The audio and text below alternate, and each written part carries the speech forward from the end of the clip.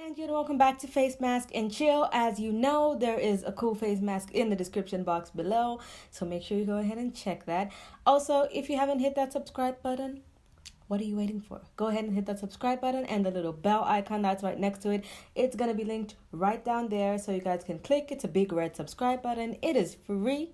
And today we are starting episode 1, season 1, episode 1 of the originals. So if you've been watching my channel already, then you know that I'm on season 5 of the originals. So if you're wondering, why am I watching season 1? Did she start with season 5? No, I did not start with season 5.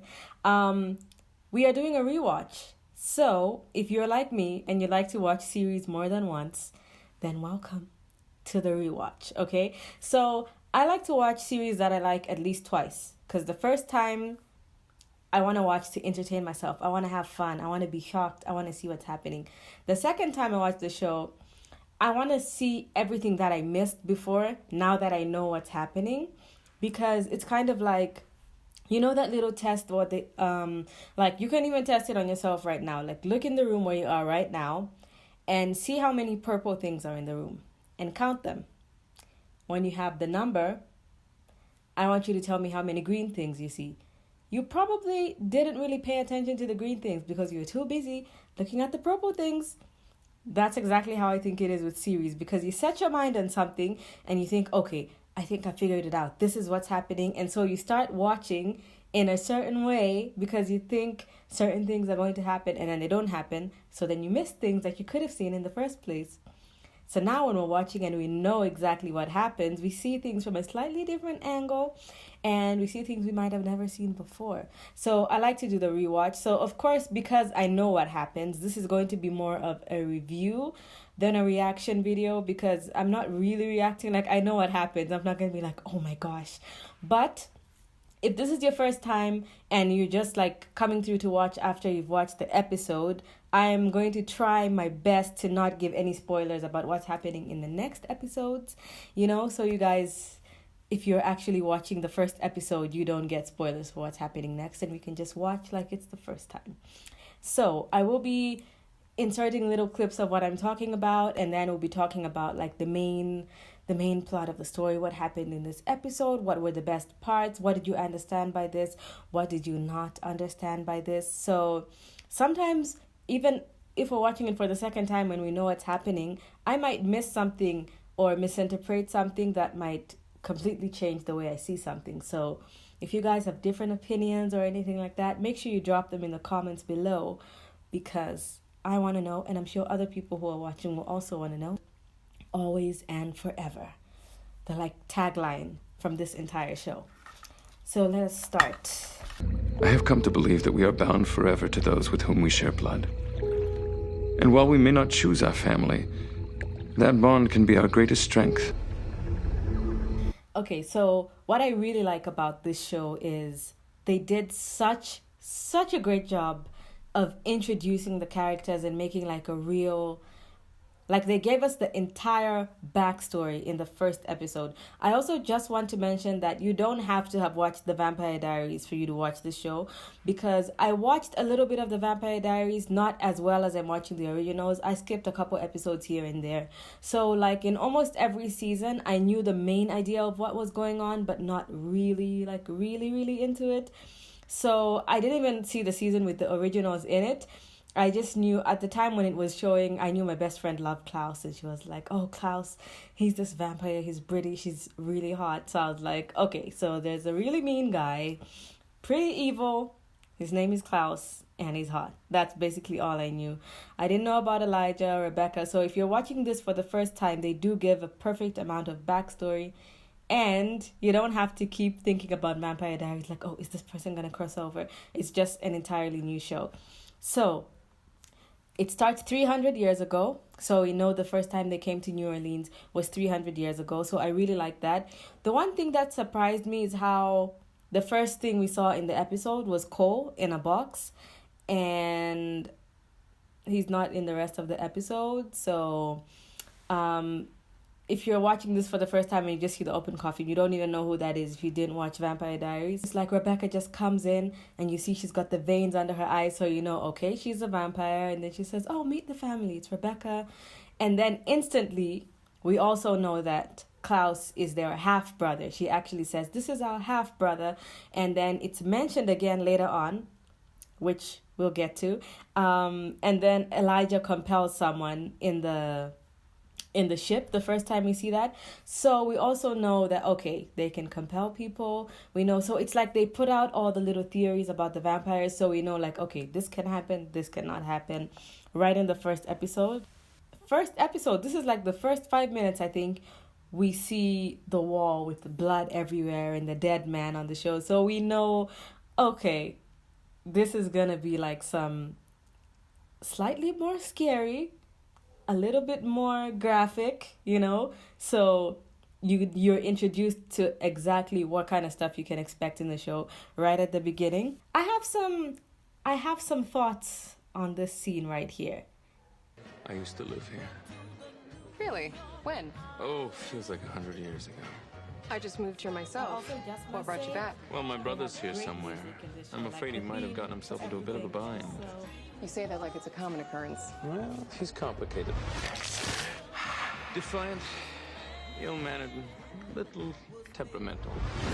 So this moment, I'm not sure if I'm the only one who sees this, but I felt like there was like some sort of connection between Cammy and Elijah that they were trying to see if people would like or not. I'm not sure. It was just kind of weird, and I don't know why. He just met this woman for the first time and he's sharing so much information with her, telling her, oh, my brother is like this, he's my half brother, he does this. I know he didn't say she's a vampire, but I mean, he's a vampire. But I just didn't understand why he was sharing so much information with someone who he just met. Like, okay, you're looking for someone, but why are you sharing so much information with her? Unless he planned to compel her afterwards. I don't know, but I found that kind of strange, and I thought there was some sort of like tension there, like he liked her or something. Let me know if you think the same, but he kind of gave me those vibes, and I don't know why. After we talked to Cammy and he says he's looking for the Devereaux, it's Jane and Devereaux. If I'm looking down, it's because I kind of wrote down like the important points so I don't miss them when I'm commenting on this. So he's looking for Jane and Devereaux, and in the midst of this, we meet, I don't think her name is given yet, so I think I won't say her name. She doesn't say her name, but she's there. She's like the tour guide. She's guiding people. So I like the fact that they dropped that in there. Like, oh, people are actually aware that there's like witches and vampires, but it's literally a myth. Like, people are just like, oh, there used to be, there are witches here. Let's go into the voodoo shop. Let's buy some things. And it's like, oh, wow, you guys have no idea that this is actually real. So I like the idea of that, because if someone hears a weird story, they're just like, oh, it's just the usual New Orleans story. There's witches and monsters that come out at night. So I like how they put the humans in there. So it's not like just a vampire world and humans don't exist. We find out the witch everyone is looking for, Jane and Devereaux, is already dead. And Elijah looks so like sad, or he was hurt that there was a kill that happened or something. And I'm like, aren't you a vampire? Are you only sad because you were looking for the person who died? I don't know. At that moment, I couldn't really understand what that was about. And then we see Marcel and his clutch, or his squad, or coven. What do you guys call a group of vampires? Because from what I've heard, you can call them a coven, you can call them a clutch, you can call them a brood. But I think here they just say like a group of vampires, because the coven applies to the witches. So let me know, or let's make one up so we can call them. I think you can even call them a pack, but here we have werewolves. So okay, so now we're about to be introduced to a new character. And let's see how this happens. So it starts when we find Jane Ann just dead in the street. And Elijah thinks it's Klaus, and let's see. You want to know who killed Jane Ann? You're about to get your first glimpse of Marcel in action. The vampire Marcel? Things have changed since your family left town. Marcel has changed. I'm asking you, stay hidden. We're putting her to rest, Marcel. Leave us alone. I never said you can move the body. Matter of fact, I left it here for a reason. Send a message. If anybody is thinking of joining some kind of rebellion, my rules state that witches can't practice magic in the quarter. So the new character we are introduced to is Marcel. And if you have been watching any of my other videos, you know that my favorite character on the show is Marcel. Sorry, shoot me, sue me, if Klaus is not my favorite. I like Klaus. I think everybody likes Klaus. No matter how evil he is, we still like Klaus. But Marcel, though, Marcel is my favorite character on the show. I just love how he's introduced and instantly he's like charismatic. We see all these sides, but the first thing we see is he's kind of like a showman, like Klaus. We have vampires jumping off the roof. You can see they're comfortable here. They're not hiding in the shadows. These people like own who they are. They are the vampires. They're in charge. And then there's the thing of not being caught doing magic. And he mentions that he has rules. So Marcel is kind of like the top dog here. He's in charge. And then there's this thing that I noted. I remember the first time I saw Marcel in originals when I was watching. He just came out of nowhere and I was like, who is this sexy man? I was like, okay, he's a little evil. He seems a little mean, but still hot at the same time. I really didn't get this when I saw it the first time. When Marcel and Sophie looked at each other and Sophie said, witches don't get involved in vampire business. And he said, would that be would pretty be pretty stupid. And he looked at her like he knew something that everyone else didn't. And then he goes and stands behind her and tells her, like, go back to the shop and cook up your famous gumbo or something, some line like that. And he was standing like a little too like uncomfortably close, and he was like smiling about it, and she seemed kind of angry, so she didn't have a reaction, but like he was like very close for comfort but still very comfortable. So I feel like that's like a little tell about something we might expect to see in the future, something we don't know about them too. She doesn't know Marcel is alive, and we don't know what the connection between Rebecca and Marcel is. All we know is that, of course, Marcel has a connection with Klaus. Everybody in the town seems to know that. It's like a story. It's like a legend. And Elijah tells Rebecca, like, oh, Marcel is alive and well. He's ruling a group of savage vampires. And she doesn't really seem to care, so we don't get any backstory there. We don't know who Marcel is to Rebecca or to anyone else. All we know mainly is that he has a relationship with Klaus, and Elijah doesn't really care. I also like how these people remind us that they're old, because you know, like in other shows, I know I didn't watch the Vampire Diaries that much, but I don't know if they mention a lot like the age difference between people, because some of them are supposed to be like teenagers, and Rebecca makes a reference like, oh, I may be old, but Elijah, but I'm hardly senile. You know what I mean? So they remind you that they're old. Let's watch the moment. I'm going to put a clip of the moment. Now, this special werewolf girl, she's pregnant. And the father of the child she's carrying is your brother, Klaus. It's impossible. Nothing's impossible.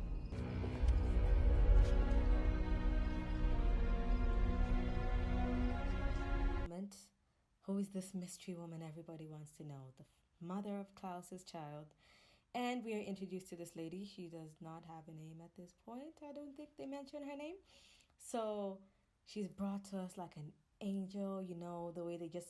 I love the shot of her. Like, this is the first time we see her. We really remember her. It was like full on, straight into the camera. And she has this pouch. She looks so angelic. And Elijah's there like caught in a trance. And then she says, who the hell are you? So I'm like, okay, this girl is feisty.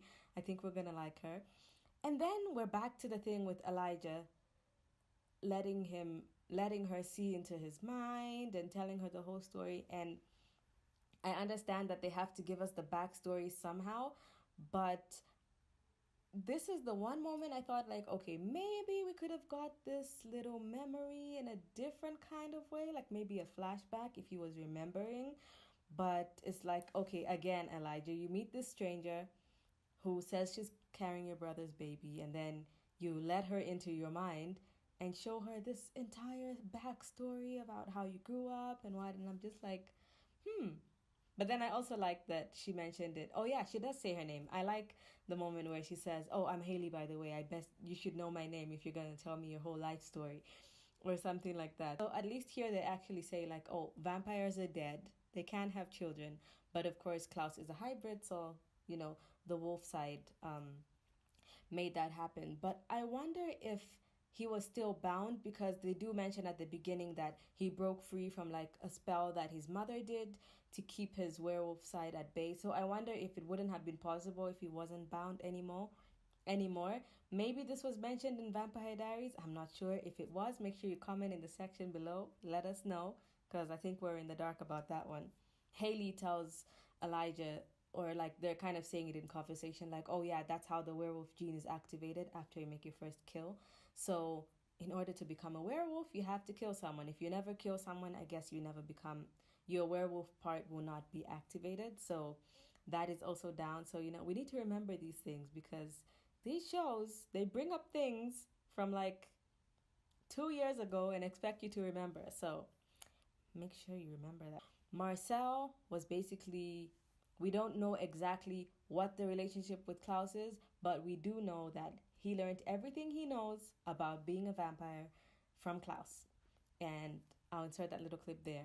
Everything Marcel knows about being a vampire, he learned from Klaus. So yeah, he learned everything he knows about being a vampire from Klaus, which means he might just be as savage-like as Klaus. I love this moment. So let's take a look at this moment when Klaus first finds out that he's about to be a daddy.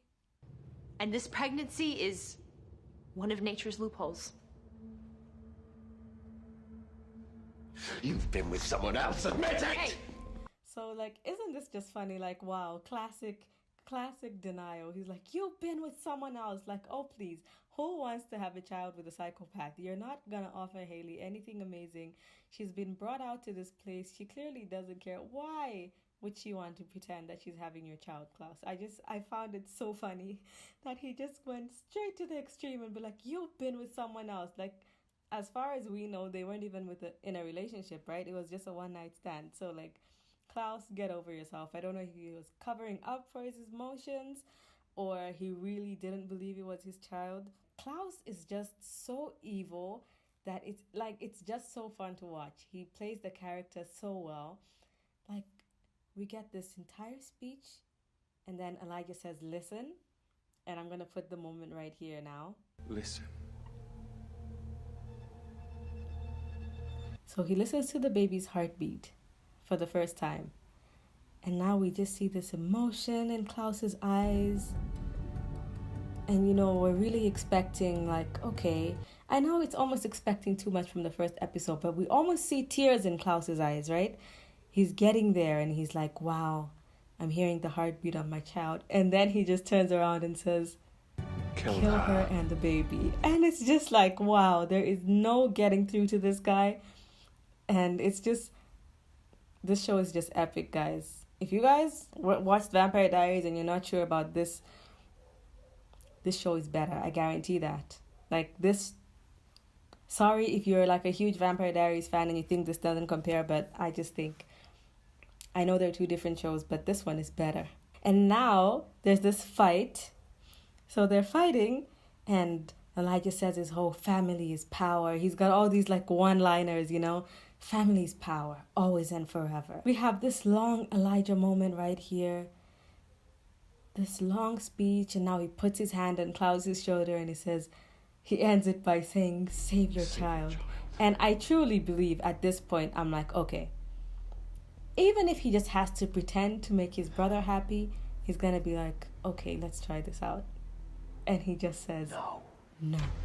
Like, Klaus is just on another level. Like, I don't know. I can't remember the last time I watched the show and I saw someone this evil to the point where whenever we're about to see some sort of emotion, he just goes the other way. I will say there's one thing I like about Sophie. And it's like she's just so fearless.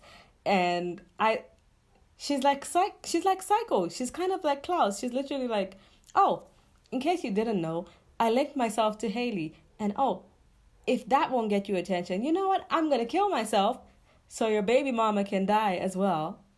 And then, yeah, maybe I'll get your attention. I'm just like, do you have to be that extreme? And when you're that extreme, it's like, okay, it's a matter of time before she dies or gets killed or something. At this point, we don't know what other relation she has to the other people, except that she wants vengeance for her sister and to drive Marcel out of town, but she doesn't want him dead. Let me know how you guys are feeling about Sophie. So she's not she's not a likable character because she's coming for all the people who we like, but her role, yeah, she's kind of a badass, and I kind of like that about Sophie. You can tell me what this thing is you have with the witches. You know I owe you everything I got, but I'm afraid I have See, I like how we see so many sides to all these characters, like throughout the episode. Like this is just the first episode, and we see first Marcel, he's kind of like savage, like with the witches, and now he's at home, he's like in a party mood, he's like, oh hey Klaus, he's good, and then he just switches and he's like angry now. And I love this moment right here because I feel like this is the most, from the entire series, this is one of the most iconic Marcel moments, because they all have like their one classic, and it's this one right here. When I left 100 years ago, you were just a pathetic little scrapper, still trembling from the lashes of the whips of those who would keep you down. And now look at you, master of your domain, prince of the city. Jealous? 300 years ago, you helped build a backwater penal colony into something. You started it, but then you left. Actually, you ran from it. I saw it through. Look around. Vampires rule this city now. I got rid of the werewolves. I even found a way to shut down the witches. And I'm not the prince of the quarter, friend. I'm the king! Show me some respect. So I like that he's so fearless. Klaus is like the most savage, most powerful thing alive. And Marcel stares him right in the face and says, I'm the king. Like, I just love that line. The first time I saw that line, I had to rewind. I was like, okay, wait. Let's go back and see that again. I'm just like, I'm not gonna lie. That moment, I think, is what made me fall in love with Marcel. It's just like, oh, I like the sound of his voice. And everything about that scene was, well, it kind of went downhill from there after Klaus decides to bite one of his guys. But I just want to point out as well, after Marcel did his whole I'm the king speech, that was just epic. That was an epic line. And then after that, he says, show me some respect. And this is just like, wow, you really sunned him. Like, this guy is like your father, basically. And you're talking to him like that. I love that moment, how he challenged him and he just looked so powerful. And then, of course, Klaus comes back and does that. But I just want to mention another thing about how savage Klaus is. Like, he literally said you were trembling from the lashes of those that oppressed you. He has like no issues. And that's where Marcel switched. So he was just like, oh, okay, I thought you were my friend. But clearly, they've come for other business. And then, of course, Klaus bites one of his guys. And then here, we get another bit of backstory, which is that all the originals are immortal. So in case you weren't watching Vampire Diaries, we know in this moment when Klaus says, I broke one of your rules, and yet I cannot be killed. So here we know that they are immortal and they can challenge Marcel, and this guy is out here trying to, challenge them, and they can be challenged, basically. We have this moment right here, our first interaction of Elijah and Marcel.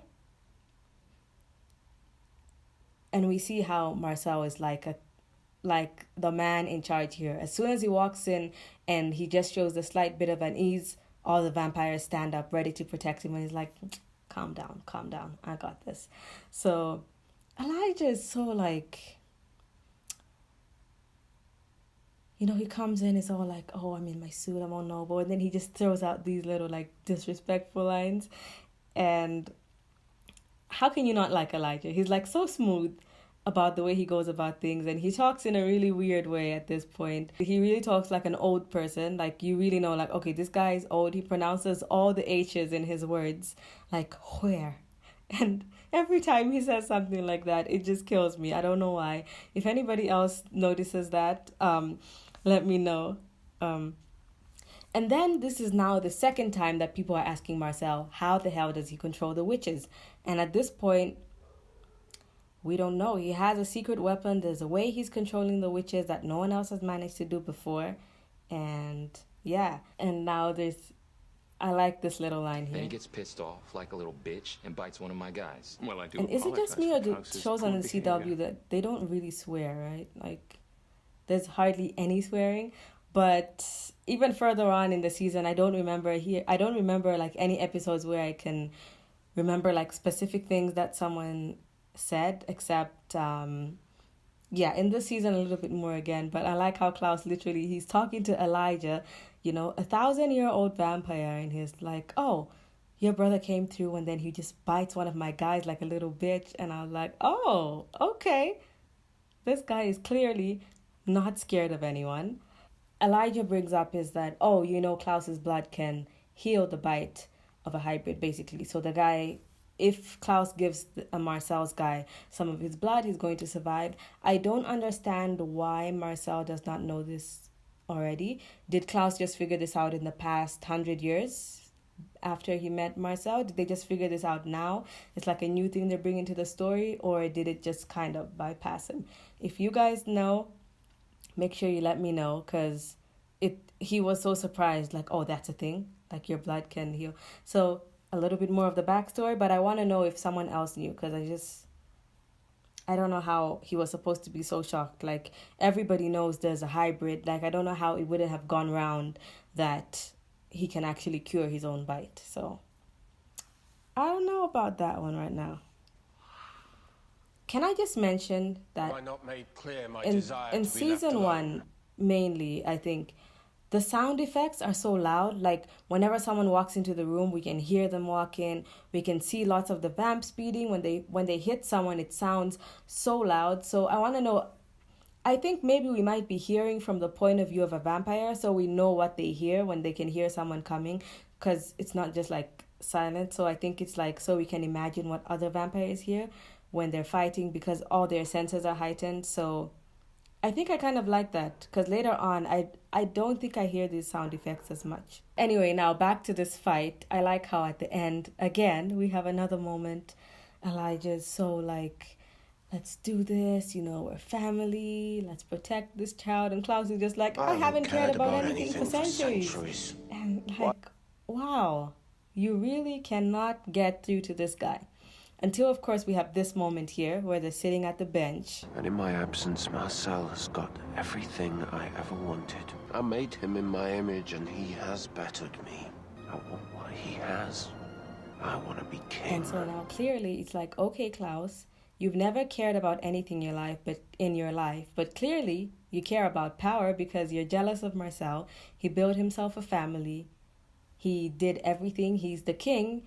Now you want to be the king. So you just want to come up in this man's town after 100 years and just snatch everything up and be like, oh yeah, 300 years ago I came here and I tried to do something. And it's like, Klaus, you have a child, an entire child that only you out of your entire original family can produce. And what you're worried about is, I want to be the king. But I like that he acknowledges that he's jealous of what Marcel has and he wants it. And this is just like, it's the perfect starting place for such a dramatic series, because there's so many storylines and so many ways to go with this that we don't even know where this is going. Right at the end, we have these little clips where, first of all, we have Marcel accepting Klaus's blood. And he looks so happy too, like genuinely like, oh, thanks for this, like all is forgiven. But Klaus said he raised Marcel in his own image, which means Marcel is very similar to Klaus and he's not that stupid. He's probably gonna laugh in Klaus's face and everything's all funny, haha, back, thanks for your blood, but it's not gonna stay like that. If he's as smart as Klaus, he's not that stupid. And then we see Marcel's secret weapon. Marcel's secret weapon is this little witch named Davina, and he mentions that she's technically or potentially more powerful than an original, or the old ones as she calls them. I like that because now they're bringing in like the new elements, because of course Marcel is also old, but like she literally says, oh, those are the old ones. We can see that they care about each other, and she cares about him because she says, oh, I know the old ones are dangerous, and I don't want them to hurt you. They're dangerous, and I don't want them to hurt you. So clearly, The originals. There's a connection there that we are yet to see, and she's a witch. You know, she was playing with the candle, lighting it and not lighting it. So I'm interested to see, well, we are interested to talk about how much power she has and what she's actually going to do with it, because let's see how Marcel is going to be using her, because clearly she can sense she's a secret weapon. She senses when anyone else is doing magic. So clearly his rules are not that stiff. So basically every other witch except her can do magic. So we need to find out why that is. And then the ending. Pure Klaus. He says Marcel has found the one weakness, and that is you. And the ending of an episode, and he daggers his own brother. Like, the sister was just complaining about being daggered for 90 years, and he's just like, oh, you know what? I may have a baby on the way, and I may have a sister who I don't care about right now, but what's really important is that I become the king again. And if you're going to distract me from becoming the king, I'm just going to dagger you, put you in a box until I feel like I'm done with you. And then, yeah, that's where the episode ends. This is like the perfect ending to a first episode. Keeps you on the edge of your seat. You have no idea what's happening next. And there's so much information that we need to know. And I think reviewing the next episodes will be good. I feel like, you know, looking at this from a different angle, you kind of understand things a little differently. We see things we didn't see the first time. Let me know if there's something you saw here or that I mentioned that you never really thought about before, or something you think I missed. Also, if you like this kind of more of like a review video more than like a reaction video, because we've already watched it, you know, let me know in the comment section below. I love to listen to your comments, to read your comments. I love to read your comments, and I always respond to all my comments. So make sure you leave them in the section below. Thank you so much for watching. Please tell me who your favorite character in the show is so far, and I'll see you guys in my next video.